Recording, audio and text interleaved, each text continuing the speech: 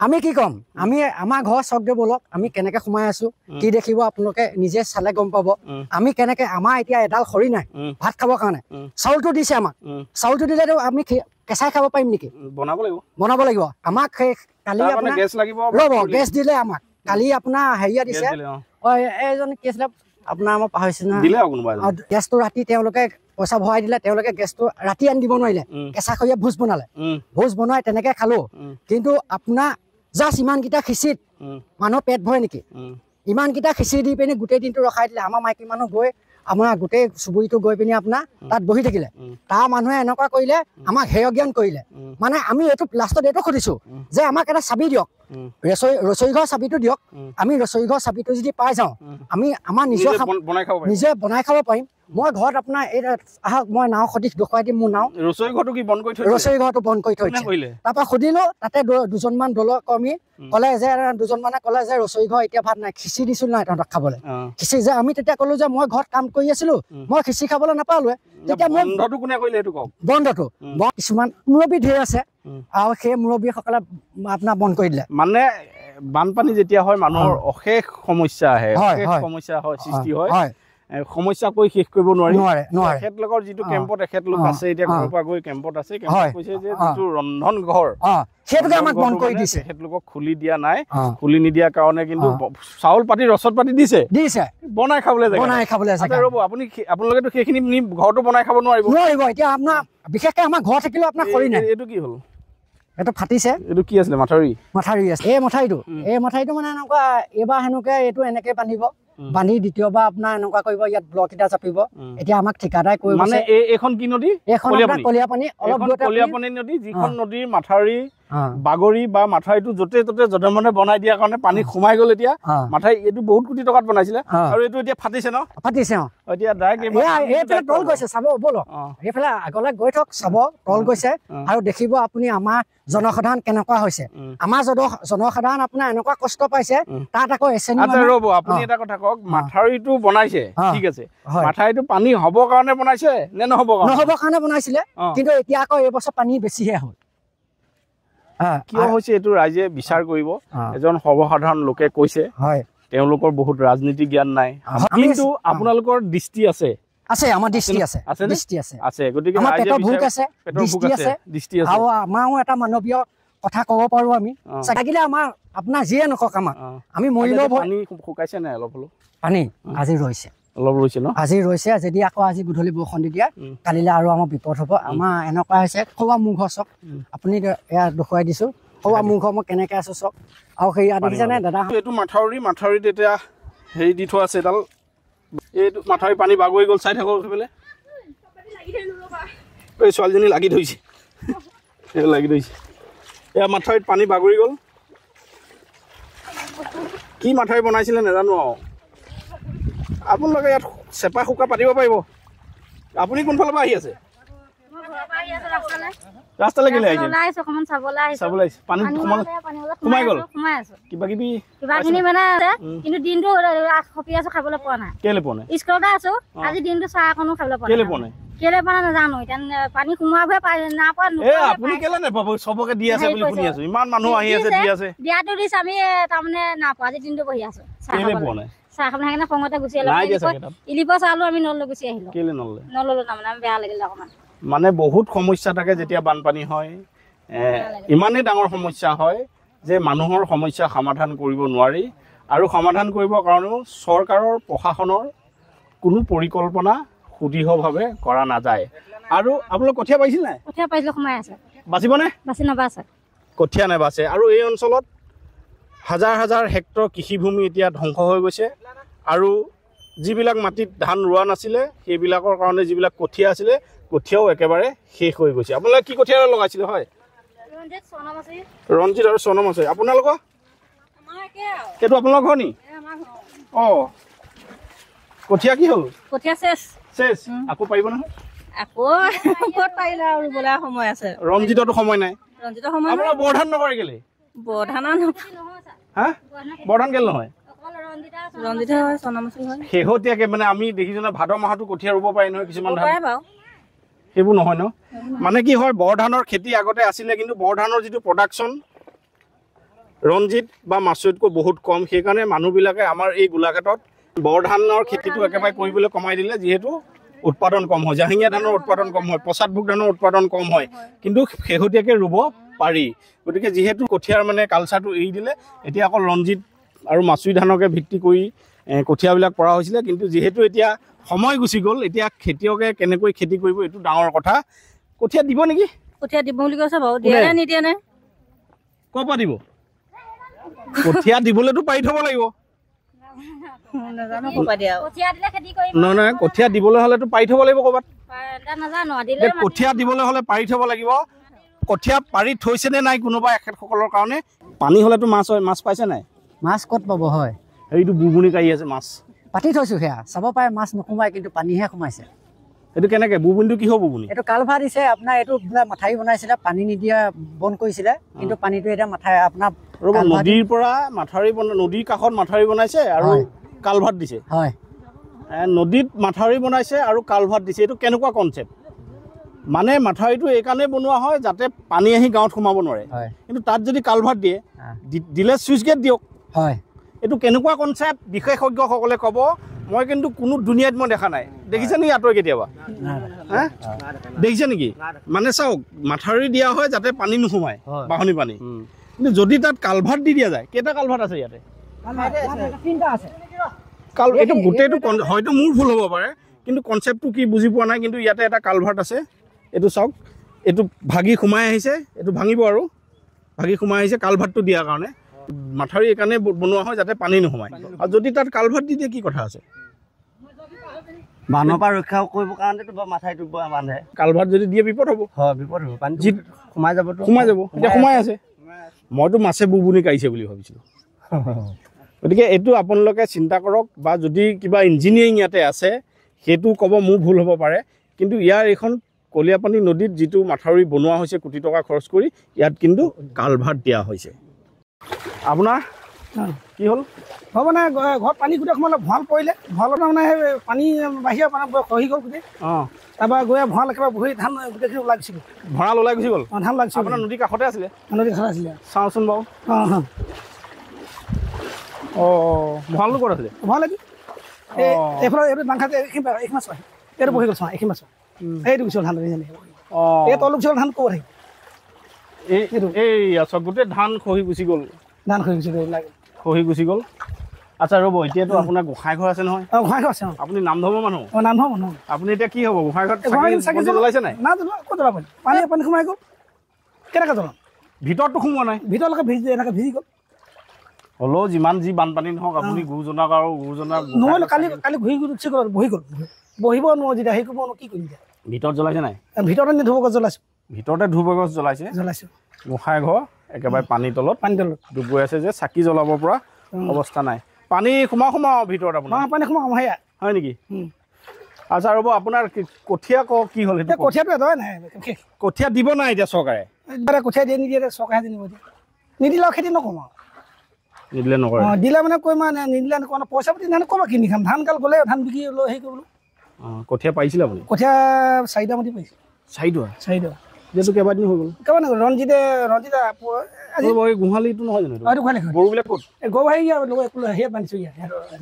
গৰু বেলেগে যে? আচ্ছা ৰ'ব, আপোনাৰ পশু খাদ্য দিছে নেকি গৰু ছাগলীৰ কাৰণে? নাই দিয়া।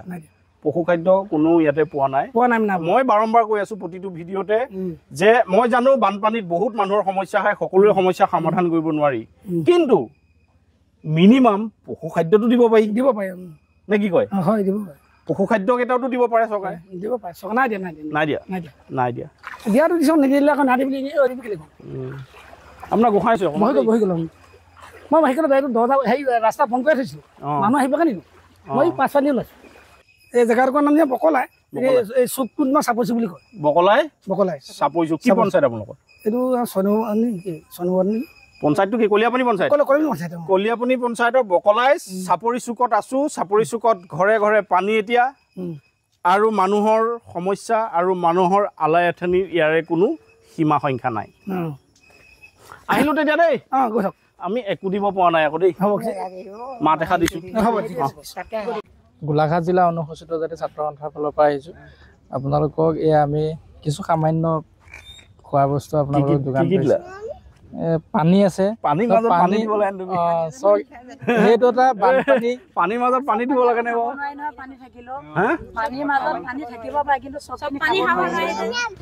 ৰ'ব আপুনি ভাল কথা কৈছে পানীৰ মাজত কি হৈছে পানীৰ মাজত বহুত পানী থাকে কিন্তু চব পানী খাব নোৱাৰি গতিকে সেইকাৰণে পানী দিছে ন ঠিকে দিছে আৰু কি দিলা আলু আছে বিস্কুট আৰু জুচ অকমানিটোৰ কাৰণে জুচ ভাল হ'ব আমি যিসকল বস্তু আহিছো আপোনালোক সকলোৱে সমানে ভগাই ল'ব হ'ব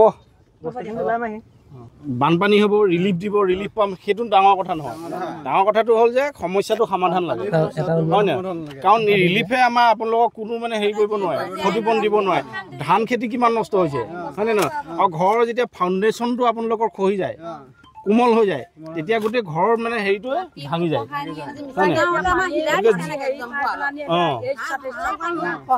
হাঁহৰ গঁৰাল খহাই নিছে গতিকে সমস্যাটোহে আচলতে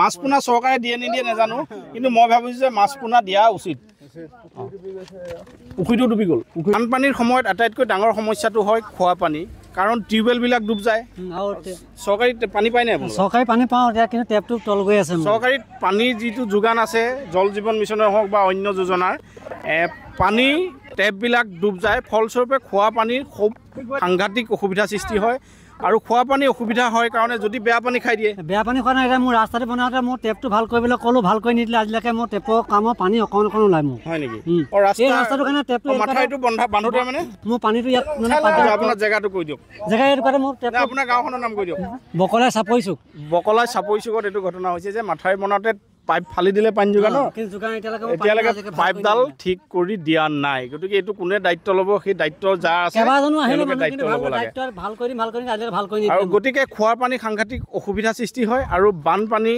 যোৱাৰ লগে লগে সাংঘাতিক ৰোগৰ প্ৰাদুৰ্ভাৱ সৃষ্টি হয় গতিকে চৰকাৰ আৰু প্ৰশাসন এনে পৰিস্থিতি মোকাবিলা কৰিবৰ কাৰণে কিমান সাজু সেইটো লাখটকীয়া প্ৰশ্ন তোমালোকক এটা গিফ্ট দিছোঁ বিচাৰিছোঁ তোমালোকে আমাক দিছা কিন্তু আমি অকলে নাখাওঁ আটাইকেইজনে আমি ভাগ কৰি খাম বুলি মনটোতে ভাবিছোঁ আমাৰ ফালৰ পৰা যাতে তোমালোকক বহুত ধন্যবাদ জুচ এটা পালতে ধন্যবাদ দিছোঁ এটা জুচে বহুত কাম কৰে কিন্তু এসোপায়ো কাম নকৰে এইটোৱে এমলাকক দিওঁ দি দিয়ক অ ভাইটি কেনি যোৱা কি নিচা এইবিলাক কি বস্তু পানী সোমালে নি তোমালোকৰ কি ল'লা পানী চানী দি মাথাউৰিটো বনাইছিলে কলীয়াপানী খাৰজান ঘিলাধাৰী আৰু কাকডোঙা নদীৰ এই সংগমস্থলী কমাৰবন্ধা আৰু আঠখিলীয়াৰ এই অঞ্চলত কিন্তু মাথাউৰিটো এনেকৈ খেলি মেলি কৰা হ'ল বনাই থাকোঁতে শেষো নহ'ল আৰু নিৰ্মাণতো বহুত খেলি মেলি হ'ল যাৰ ফলস্বৰূপত আজি তাৰিখত হাজাৰ হাজাৰ হেক্টৰ কৃষিভূমি ডুব গৈছে আৰু প্ৰায় 20খন গাঁৱৰ মানুহৰ ঘৰত পানী সোমাইছে আৰু এতিয়া ৰাইজৰ আলাই আথনি অৱস্থা এয়া চাওক সৰু কণমানি ল'ৰাকেইটা মানে ভূ লৈ এতিয়া তেওঁলোকৰ ঘৰলৈ ৰেচন পাতি লৈ গৈ আছে কিন্তু মাথাউৰি এটা বনোৱা হয় ৰাইজে যাতে বানপানীৰ পৰা ৰক্ষা পায় গৰাখহনীয়াৰ পৰা যাতে ৰক্ষা পায় আৰু ৰাইজৰ যাতে আলাই আথনি নহয় সেইকাৰণে এটা মাথাউৰি নিৰ্মাণ কৰা হয় কিন্তু হিতে বিপৰীত হ'ল ইয়াত মাথাউৰি বনাবলৈ গৈ মহা বিপদ হ'ল ৰাইজৰ পানী সোমালে কি কাৰণে হ'ল পানী ইমান ডাঙৰ পানী মাথাউৰিটো বনোৱাৰ কাৰণে পানী হৈছে কি কথা ক'ব লাগিছে মাথাউৰিটো মানে য'ত বনাব লাগিছিলে তাত নাই বনোৱা বনাবলগীয়া হোৱা নাই মানে তাত বনাইছে কোনে বনাইছে এইটো ঠিকাদাৰৰ নামটো নাজানো আৰে মাথাউৰি বনোৱাৰ কাৰণে বানপানী হৈছে কি কথা কোৱা তুমি নাই মানে কি হ'ল খান্দিব লাগিছিলে য'ত তাত নাই খনা আৰু য'ত নাখান্দিব লাগে তাত খান্দিছে মানে সেইটো কাৰণে গোটেইখন মানে ডুবি আছে এতিয়া আগত ভূত উঠিছে নাই মন সৰুতে উঠা এতিয়া মাথাউৰিও জখত পাইছে আৰু ন মাথাউৰিটো যদি বেয়াকৈ নবনালেহেঁতেন ইয়াতে পানী নহ'লহেঁতেন আৰু আমি ভূত উঠিবলৈ নাপালোহেঁতেন ভালেই কৰিছে নে কি হয় চাওক আমি আহিলোঁ আজি গাঁওখনৰ পৰিৱেশ চাবলৈ সকলো মানুহ বানাক্ৰান্ত হৈ বহুত ক্ষতিগ্ৰস্ত হৈছে আমি আহি গোটেই ৰাইজৰ যি দুৰ্দশা দেখিলোঁ আমি বহুত দুখিত হৈছোঁ ইয়াত যিখিনি চৰকাৰীভাৱে সাহায্য পাব লাগিছিলে পৰ্যাপ্ত নহয় ইয়াত বিশেষকৈ এখন নাৱৰ প্ৰয়োজন। ইয়াত এই পানীটো সম্ভৱতঃ এসপ্তাহলৈকে পানীটো শুকোৱাৰ যিটো পৰিৱেশ থাকিব লাগে সেই পৰিৱেশটো আমি দেখা নাই। সেইকাৰণে ইয়াত এখন যদি নাৱৰ ব্যৱস্থা কৰিলেহেঁতেন প্ৰশাসন বা যিকোনো জনপ্ৰতিনিধিয়ে ইয়াত এখন নাৱৰ ব্যৱস্থা কৰিলে ইয়াৰ যিসকল ৰাইজ আছে সেই ৰাইজৰ উপকৃত হ'ব বুলি আমি ভাবোঁ। বানাক্ৰান্ত ৰাইজৰ মাজলৈ আহিলোঁ আৰু মোৰ লগত এজন ছাত্ৰ নেতা আছে। ভালকৈ চলোৱাটো শিকি লোৱা, শিকিব লাগিব, ভূ চলাবলৈ শিকিব লাগিব নেতা হ'লে, নে কি কোৱা? হয়। আচ্ছা, তোমালোকৰ ইয়ালৈ আহিলোঁ, বানপানীৰ ৰাইজ ককবকাই আছে, ভূ বনাইছে, তোমালোকেতো এখন নাও ব্যৱস্থা কৰি দিব লাগে। আচলতে চাওক, আমাৰ গাঁওখনত যিহেতু খেতি প্ৰধান এখন গাঁও, খেতিৰ ওপৰত নিৰ্ভৰ কৰে গোটেই ৰাইজে। মই চলাব জানোনে নাই চোৱা তোমালোকে এতিয়া।